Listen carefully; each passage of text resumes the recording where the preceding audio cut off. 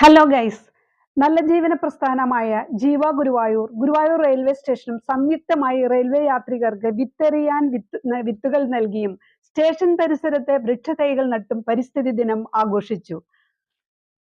1973 മുതൽ ഐക്യരാഷ്ട്ര സംഘടന പരിസ്ഥിതിയുടെ സംരക്ഷണം പിറന്നാളായി ആഘോഷിക്കുന്ന ദിനമാണ് ജൂൺ 5.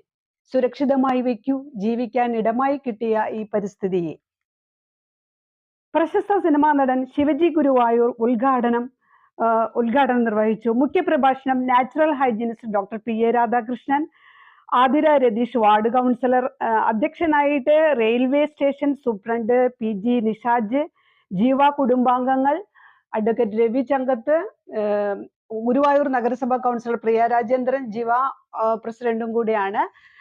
അതിന് വിത്ത് പാക്കറ്റ് റെയിൽവേ യാത്രികർക്ക് കണ്ണൂരിലേക്ക് പോകുന്ന ഒരു കുടുംബത്തിന് വിത്ത് പാക്കറ്റുകൾ നൽകിയാണ് ശിവജി ഗുരുവായൂര് ഉദ്ഘാടനം നിർവഹിച്ചത്. റെയിൽവേ ഹെൽത്ത് ഇൻസ്പെക്ടർ അജിംസ് സ്വാഗതം ആശംസിച്ചു, സത്യപ്രതിജ്ഞ ചൊല്ലിക്കൊടുത്തു.